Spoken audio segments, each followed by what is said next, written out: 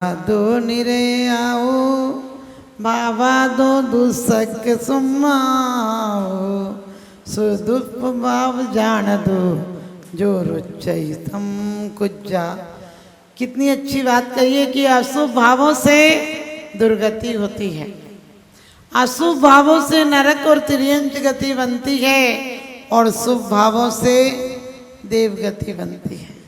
और कह दी जम रुचई तम करे, यानी जो तुम्हें रुचे वो करो, जहाँ जाना हो वैसे करो, क्योंकि मांगने से कभी भीख मिलती नहीं, घर घर झोली फैलाने से क्या फायदा।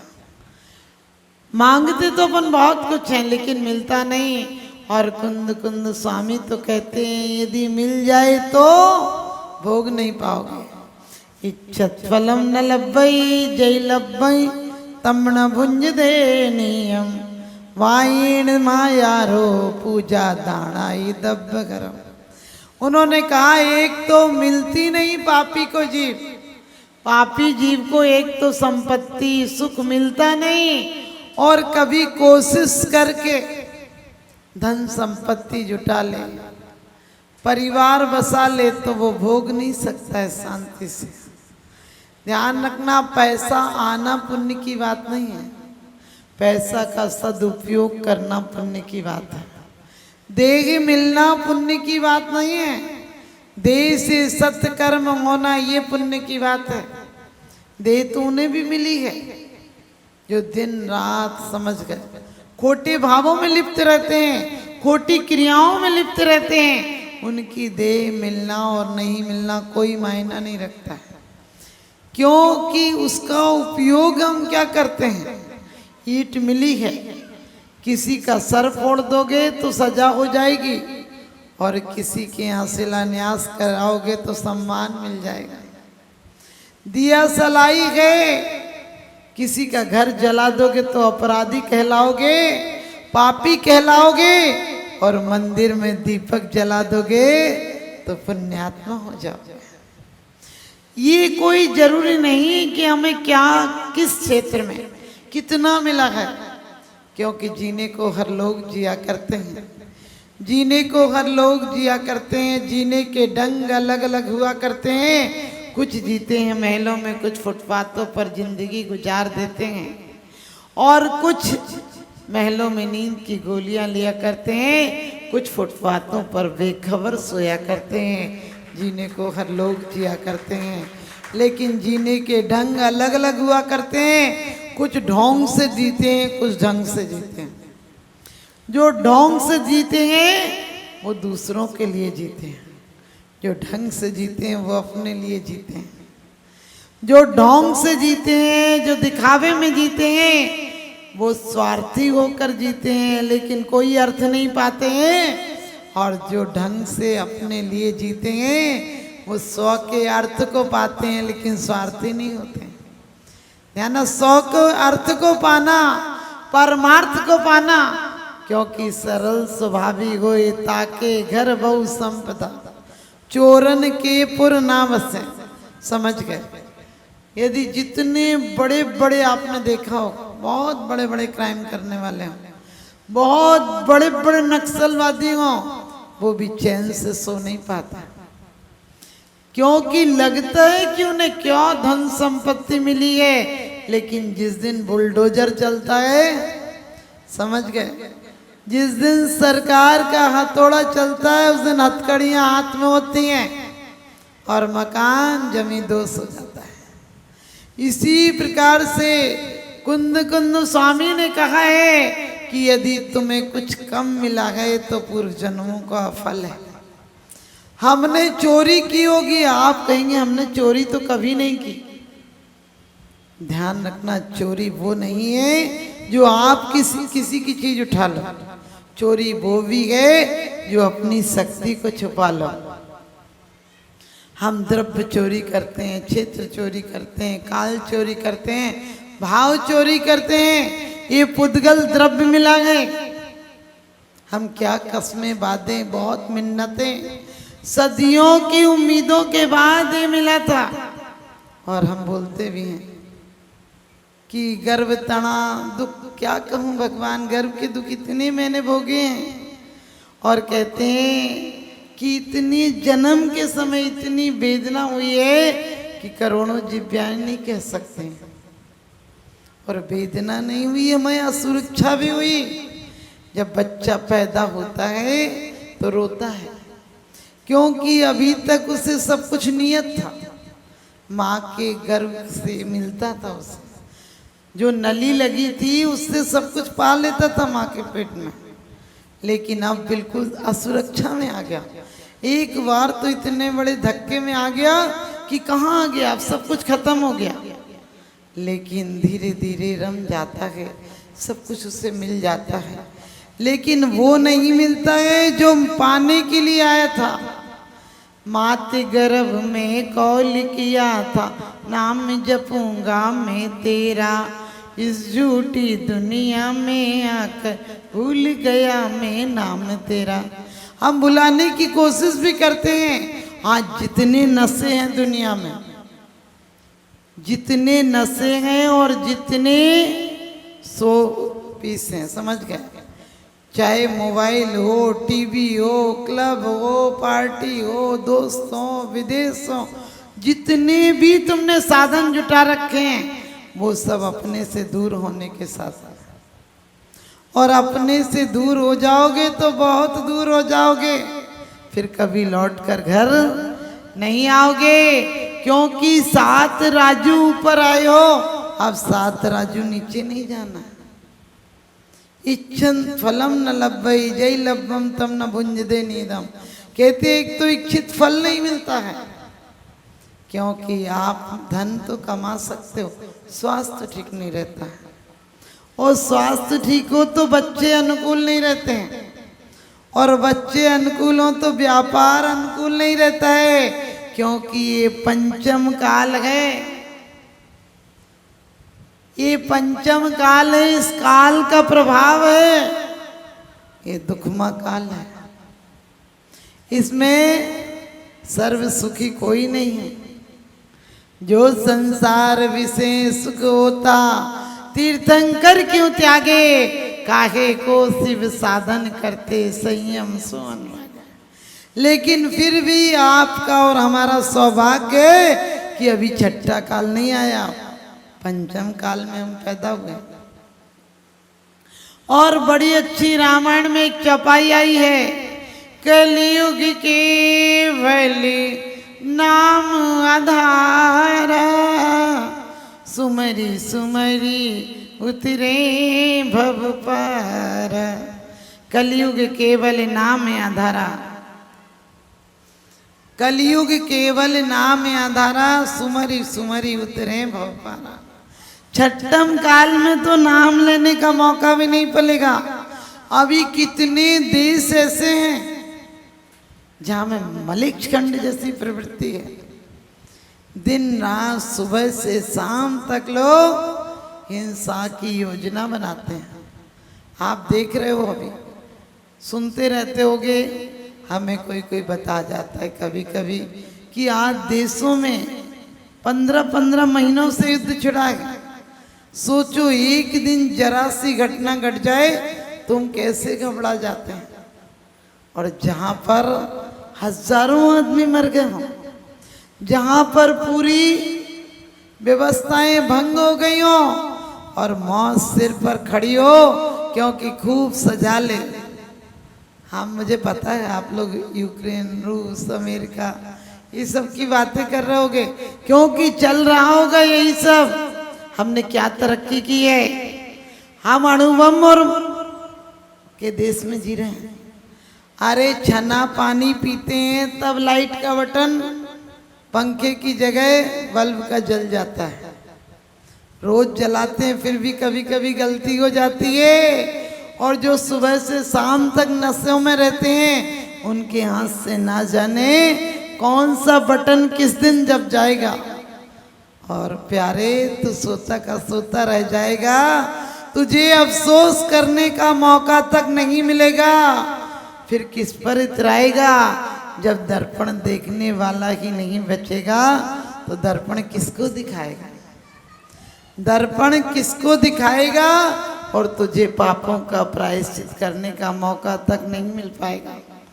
आपने नागा आदि में सुना होगा, देखा होगा कि 1.5 लाख से ज्यादा लोग कुछ चंद मिनटों में समाप्त हो गए। आप ध्यान रखना, वहां तो हो गए, आज हम बारूद पर बैठे हैं, पूरी दुनिया बारूद पर बैठी है।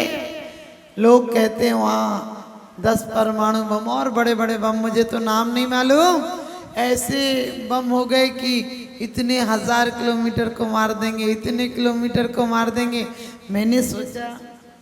मैंने सोचा हम बारूद के ढेर पर बैठे हैं और कहते हैं समय का एक क्षण का भरोसा नहीं, हम हजारों की सालों की योजना बनाकर बैठे, पक्के मकान बना रहे हो, जिंदगी कच्ची पड़ी है। पहले मकान कच्चे और आदमी सच्चे और पक्के हुआ करते थे।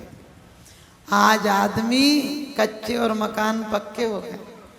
पहले मिट्टी पर पानी पड़ता था तो गल जाती थी, आज तुम्हारे मकानों पर पानी पड़े तो और लेंटर मजबूत हो जाता है। सोचो ये कलयुग का प्रभाव है। सुनाई तो लोगे और क्या कर लोगे, यही हाल हो गया, सुन के चले जाते हो। कोई अंदर में संवेदनाएं नहीं, कोई अंदर में चिंतन नहीं, कोई अंदर में संसार से भय नहीं है, भोगों से वैराग्य नहीं है। हम कितने लोगों को मरते हुए देख लेते हैं, ये भाव नहीं आता है कि एक दिन मेरी भी अर्थी इसी रास्ते से निकलेगी, फिर दोबारा कभी इस रास्तों पर नहीं आऊंगा। क्यों? एक दिन इस घर से विदाई होगी और उसके बाद ध्यान रखना, हॉस्पिटल से ऊपर कमरे तक नहीं ले जाए जाओगे, दरवाजे के बाहर ही रख देंगे लोग कि अब यहीं से जाओ, तुम्हारी अंतिम विदाई है। जिन बेटों को कंधे पर लगाया था वो बेटा कंधा लगा के तुम्हें बाहर निकाल देंगे, क्योंकि जिनके लिए तुमने अपने परिणाम अशुद्ध बनाए थे वो तुम्हारे मरने के बाद घर की शुद्धि कराएंगे। ऐसे इतना अशुद्ध व्यक्तियों की शुद्धि जरूरी हो गई, लेकिन हम पहले से परिणाम इतने शुद्ध बनाएंगे कि हमें जरूरत नहीं पड़ेगी। कुंद कुंद स्वामी कहते हैं तुम्हारे शुभ परिणामों से तुम्हें स्वर्ग, भोग भूमि और मोक्ष की प्राप्ति होती है, और अशुभ परिणामों से दुर्गति, नरक, त्रियंच और आश्चर्य। तो यहाँ तक कहते हैं कि यदि मनुष्य भव की प्राप्ति भी हो गई तो भी लूला, लंगड़ा, अंधा, काना, कुबड़ा होगा। ऐसा होना चाहते हो क्या? नहीं चाहते तो परिणामों को शुभ रखो। जिस द्रव्य को पुद्गल द्रव्य मिला गया तुम्हें, जीव द्रव्य मिला गया तुम्हें, ये क्या उपयोग किया है? जितना को ऊर्ध्वगामी बनाना था, पुद्गल से शुभ कार्य करने थे। कितनी देर शुभ काम करते हो, कितनी देर इस जीव द्रव्य को पुण्य में लगाए रखते हो, कितनी देर पाप में लगाए रखते हो, हिसाब कर लेना।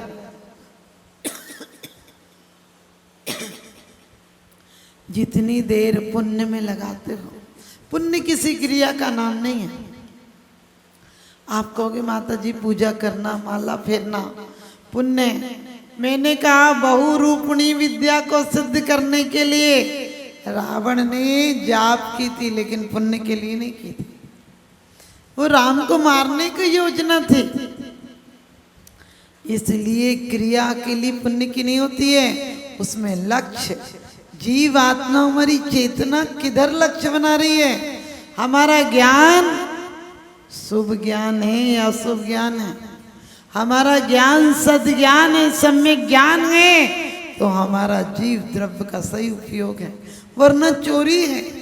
किसी और की चोरी नहीं है, तुम अपनी चोरी कर रहे हो, अपने घाटे का सौदा कर रहे हो। बर्नी जी से किसी ने 4 आने का सामान दिया, उनने 8 आने दिए, उसने 4 आना वापिस नहीं की, और वो अपने स्वाध्याय में इतने मग्न रहते थे उन्हें पता ही नहीं चला। उनकी माँ ने कहा बेटा कितने की लाया? बोले 4 आने की। उनकी माँ ने कहा बेटा हमने तुम्हें 8 आने दिए थे, तुम भूल के आए हो, तुम्हें बेईमानी हो गई तुम्हारे साथ, उसने तुमसे झूठ बोला, उसने तुम्हें धोखा दिया, उन्होंने कहा माँ मुझे तो ख्याल नहीं रहा, मैं स्वाध्याय में डूबा था, लेकिन मेरे साथ उसने धोखा नहीं किया, अपने आप से धोखा किया गए। 4 आने में क्या किसी को धोखा दोगे? उन्होंने कहा मैं मांगने नहीं जाऊंगा, क्योंकि जितनी देर मांगने में जाऊंगा उतनी देर में तो 2-4 गाथाएं और ही कंठस्थ कर लो। आप भी ऐसे ही ध्यान रखना, जितनी देर में हम आर्तरुद्ध प्रणाम करेंगे, जितनी देर में झगड़ा करके अशुभ प्रणाम करेंगे, उतनी देर में उस व्यक्ति के प्रति हम दया भाव लाकर शुभ प्रणाम भी कर सकते हैं। क्योंकि किसी को अपना बनाओ, किसी को अपना बनाओ तो दिल से बनाओ, जुबान से नहीं। और किसी को क्रोध करना हो तो जुबान से करो, दिल से नहीं। क्यों? क्योंकि गुस्सा तो हम दिल से कर लेते हैं और दोस्त जुबान से बना लेते हैं। कभी कभी लोग कहते हैं आज बहुत अच्छा दिन है, दोस्त से मिलना हो गया। हमने के दुनिया के दोस्तों से मिलते हो, अपनी आत्मा के दोस्त से कब मिलोगे? क्योंकि इससे मिलने के लिए हमें अन्य अनुष्ठान किए हैं। परमात्मा से रोज रोज पूजन का मौका नहीं मिलता है, इस बहाने आज का दिन मंगलमय हो। आज का दिन पूरा दिन और ये स्मृतियाँ, ये सिर्फ आप लोग भक्ति करते हो इसलिए नहीं कि आपका फोटो कैमरे में आ जाए। कैमरे में तो डिलीट हो सकता है, कैमरे में चेहरे की फोटो आती है, एक्सरे में तुम्हारे अंदर की कमी आती है। ध्यान रखना, ये द्रव्य पूजन तो तुम्हारा कैमरा है। इस थाली को इधर से उधर कर दो, आगे से पीछे कर दो, पीछे वाले को आगे कर दो, कुछ भी डिलीट हो सकता है। लेकिन एक्सरे में, परिणामों के एक्सरे में कुछ नहीं कर सकते हो। वो तो जिस समय तुम्हारे परिणाम जो आ जाएंगे, तुम घर पर दुकान पर जहाँ रहो, स्मृति रहो, जीवन में पुण्य प्रकाश भरो। और मैं गारंटी से कहती हूँ तुम्हारा बाल बांका नहीं हो पाएगा। और कुछ हो भी जाए, मान लो कुछ अशुभ हमने पूर्व में किया है तो हो भी जाए, तो सुदर्शन सेठ को सूली का सिंहासन हो जाता है। पांडव जलकर मर जाते हैं, लेकिन अपने आप में रखे तो मोक्ष पा लिया। जरा सा भाई का विकल्प आया, भाई का विकल्प आया तो सर्वार सिद्धि का ऐसी घाटे का सौदा नहीं रहा। आकर एक बब्बा नियम से मोक्ष जाएंगे। लेकिन हम और आप कब मोक्ष जाएंगे? कुछ योजना बनाई क्या? जीवन भर उधेड़ बुन में, विरासत में भी क्या दे जाते हो? वसीयत दे जाते हो और दुश्मनी दे जाते हो। जिससे केस चल रहा हो, 1 इंच जगह के लिए 10-10 साल केस करते हो। अरे उतने में तो 10 इंच जगह और नहीं खरीदी जाती। जितना दिमाग और जितनी चीजें, जितना पैसा तुम बर्बाद करते हो, उतने में तो कुछ और जगह आ जाती है। बिल्कुल सत्य घटना है। दादाजी के चाचा जी थे, मतलब तो आप सोचिए, इतने धर्मात्मा व्यक्ति, इतने धर्मात्मा व्यक्ति कि जब घर से दुकान तक जाते थे, लोग रास्ते में खड़े रहते थे कि बाबूजी लड़की की शादी है, पर्चे दे देके वो सबकी पूर्ति कर देते थे और वहियों में नहीं उतारने देते थे, क्योंकि फिर कर्जा हो जाएगा, देने का क्या मतलब। और देखिए, उन जब बहुत वैसे थे, बहुत संपन्न थे, तो 7 दिन उनके यहाँ जब शादी होती थी तो जीवन भर चलता था। लेकिन 200 आदमी को अपनी तरफ से यात्रा ले जाते थे उस जमाने में, आज से 40 साल पहले, कि यदि 40-45 साल हो गए उस बात को, तो कि यदि कोई अपना खाना बनाए तो 200 रुपये दे देते थे, तुम अपना बनाओ, और यह खाने का इंतजाम होता था। और लेकिन जब शिखर जी पर गए, इतने सज्जन कि जैसे कोई मकान पीछे बन रहा था तो लोग कहते थे कि वो ऐसे कर रहा है, जाम नाली कर रहा है, अब कुछ करो तो कोर्ट में केस दे दो, या किसी को मैंने सूचना दो, कुछ करो। तो वो कहते थे भैया इतनी मेहनत करोगे, इससे अच्छा तो अपनी नाली निकाल दो, अपनी तरफ से खोद के नाली निकाल दो, काहे को इतने परेशान हो रहे। वो बहुत सज्जन और बहुत धर्मात्मा। धर्मात्मा का मतलब आप लोग सोचते हैं धर्मात्मा वो है जो खूब सारी पूजाएं करता है। धर्मात्मा वो है जो खूब व्रत उपवास करता वो भी धर्मात्मा है, लेकिन सब आप धर्मात्मा बन सकते हो। अपने द्वारा किसी का बुरा मत होने दो, अपनी तरफ से किसी का भी कोई कष्ट हो ऐसा काम मत करो। और ऐसा नहीं कि कोई को शराब पीना हो तुम कहने लगे इसको कष्ट होगा हम शराब पिलाने चलते, नहीं। व्यसन कसाय और पाप में किसी का साथ मत देना। तो इसी प्रकार से जब वो शिखर जी गए और बेटे की 15 दिन बाद शादी थी, तो दादी ने बहुत मना किया कि नहीं जाओ, अभी नहीं चलो, फिर बाद में शादी के बाद चलेंगे। तो कहने लगे अपन को इतना काम थोड़ी ना है, मुनीम गुमास से काम करेंगे, लेकिन मेरी साल टल जाएगी, यानी दूसरा साल लग जाएगा जब भी उनकी तारीख होगी। कहने लगे हमें तो इसी में जाना है, संसार के काम तो चलते रहते हैं, क्योंकि कहते हैं कि जिंदगी में साधना का मुहूर्त निकल जाएगा फिर नहीं आएगा। लेकिन उनके परिणाम देखो, बहुत ही भद्र परिणाम थे। और जब तक वो रहे तब तक 60 गाय बछड़ी जो होती है वो थी। हम बच्चे थे तो कभी कभी गिनते थे कि इतनी निकल गई, इतनी निकल गई। बगल में एक ही दीवार थी, ध्यान रखना। लेकिन शिखर जी गए तो चलते ही गंधर्व नाला तक पत्नी से कहने लगे कि कोई यहीं पर मर जाए तो। दादी जी बोली इससे अच्छा और क्या हो सकता है।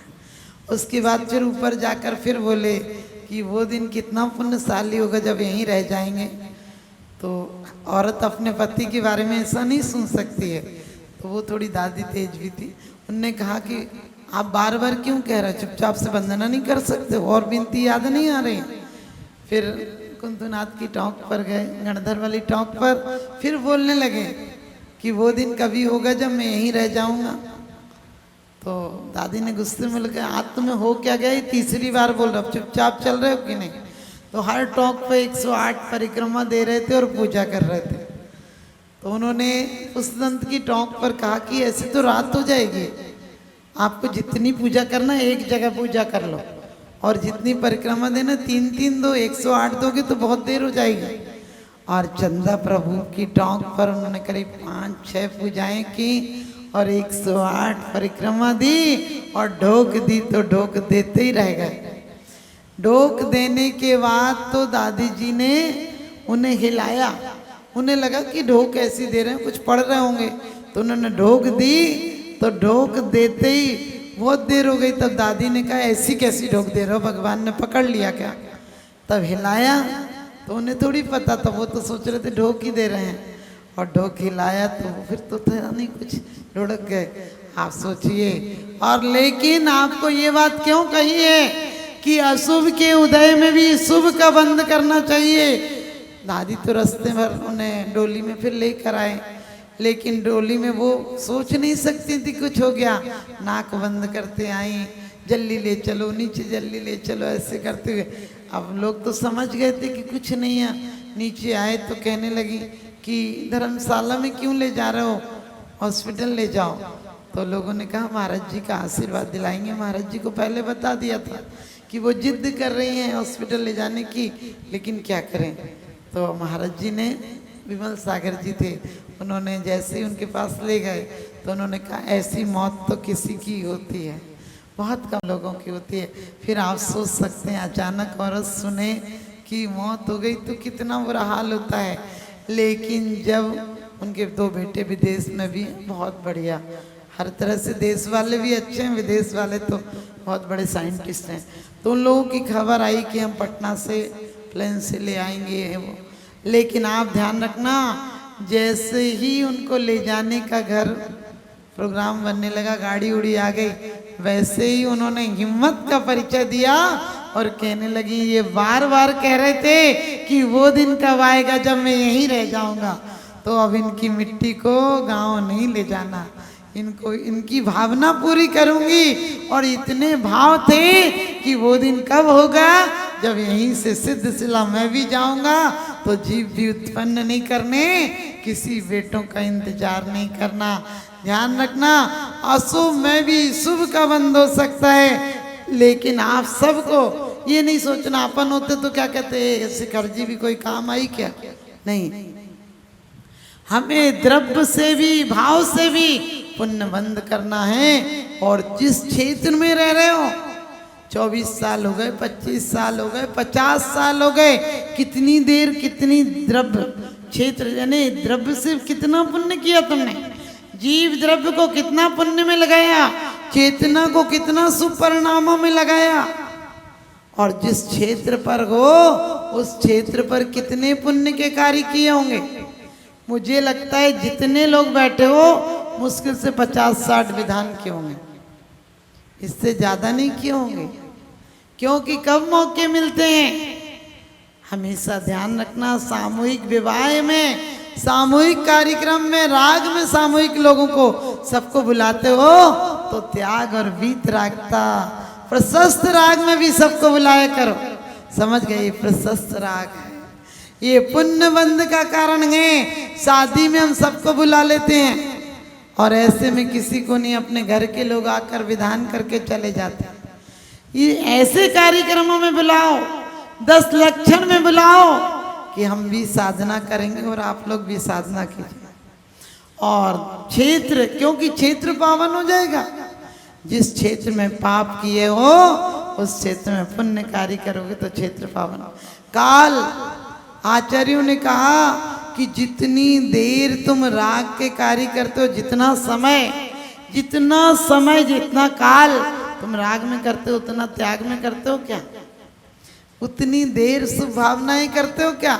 अरे घर घर मंदिर हो जाना चाहिए, घर घर मंदिर हो जाना चाहिए का मतलब आप लोग शाम को 24 घंटे उस कबूतर खाने में रहते हो, तो कम से कम 10-15 मिनट तो ऐसा करो कि कम से कम स्वाध्याय करो। स्वाध्याय करो। लोग कहते माता जी टाइम ही नहीं मिलता।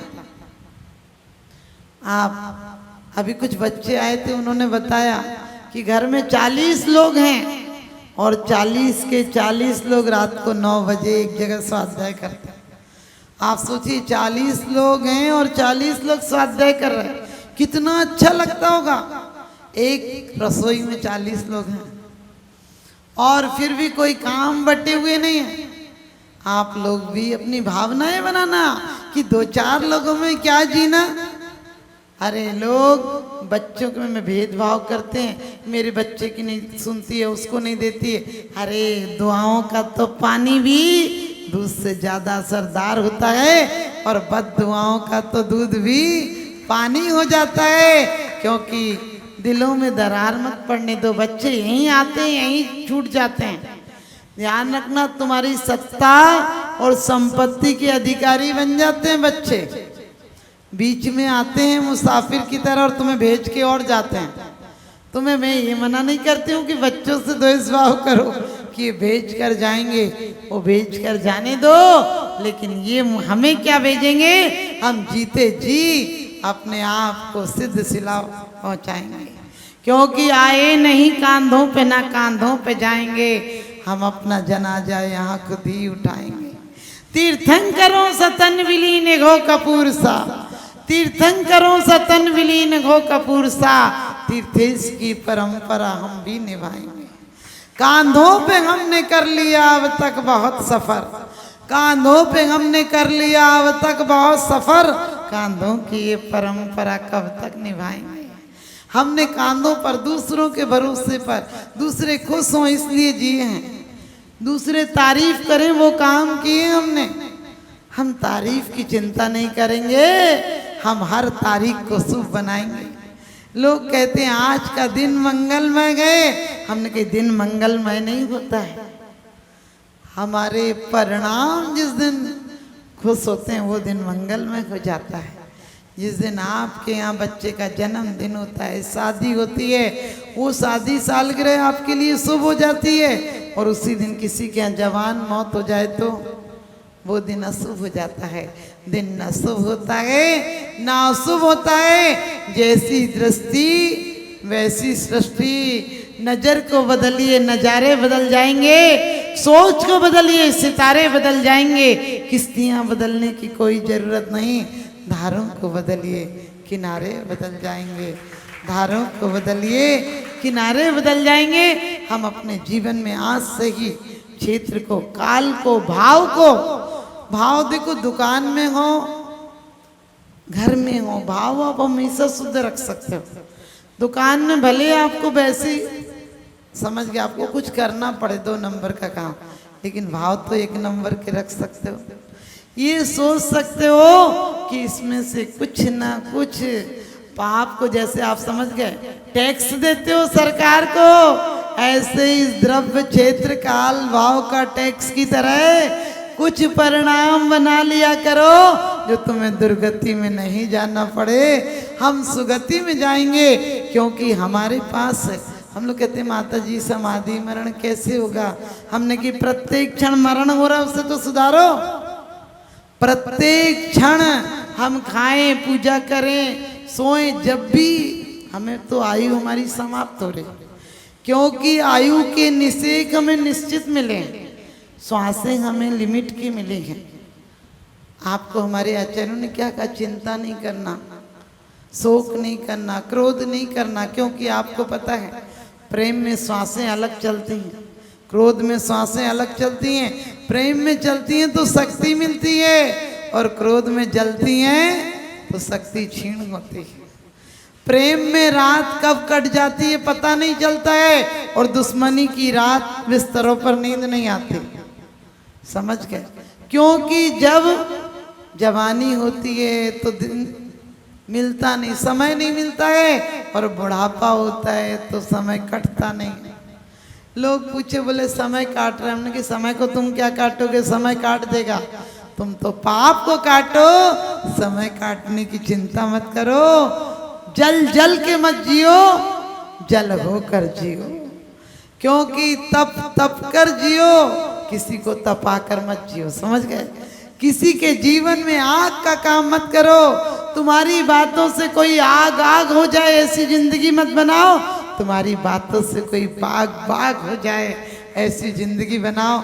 आप सबकी जिंदगी बाग बाग हो, और आपकी जिंदगी प्रत्येक क्षण, मैंने कहा अविची मरण बोलते हैं उसको, जो प्रत्येक क्षण हमारे आयु के निषेक समाप्त हो रहे हैं, तो इनको हम कभी चिंता में गुजारते हैं तो जल्दी जल्दी निषेक गिरते हैं। क्रोध में आपने देखा, क्रोध में आप लाल हो जाते हैं, पूरी आपके अंदर कांपने लगते हो, क्योंकि आपकी जो ऊर्जा है वो शक्ति से ज़्यादा बहने लगती है।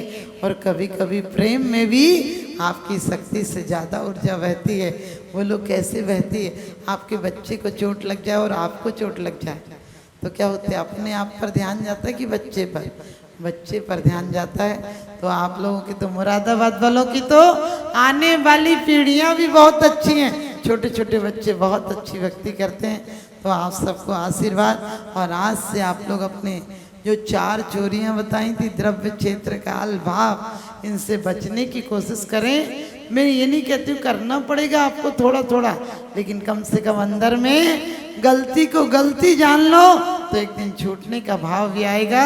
और हमारी अर्थी को हम तो रहेंगे नहीं, ये तो मिट्टी रहेगी। लोग कहते हैं हमारी इंद्रियां साधन है, हमने कहा इंद्रियां साधन नहीं है, चेतना है तो साधन है। तुम्हारी आंख खुली रहेगी, तुम्हारे बच्चे सामने रहेंगे, लेकिन तुम्हें दिखाई नहीं पड़ेगा, क्योंकि चेतना काम स्विच ऑफ हो जाए तो इंद्रियां बेकार हैं। हम स्विच ऑफ होने के पहले दीपक की तरह जलेंगे जो ऊर्ध्वगामी रोशनी देता है, बल्बों की तरह नहीं जलेंगे जो रोशनी तो ज़्यादा देता है लेकिन नीचे को देता है। अब दीपक की जगह बल्ब जल रहे हैं, तो चलिए इन्हीं शुभ भावनाओं के साथ हम दीपक की तरह, और ये दीपक नहीं, हमारा मति ज्ञान और सुरत ज्ञान का दीपक एक दिन केवल ज्ञान में परिवर्तित हो जाएगा। आप सबके परिणाम को पुण्य की तरफ जाएं, शुभ की तरफ जाएं, और आप लोग शुभ के माध्यम से देव गति और मोक्ष गति को प्राप्त करें। आप लोग नरक गति, त्रियंच गति और निगूढ़ आदि में हम कभी नहीं जाएंगे, आप सब भी नहीं जाएंगे। मेरा यही शुभ आशीर्वाद, आप सबका जीवन मंगलमय हो। जावाणी के ज्ञान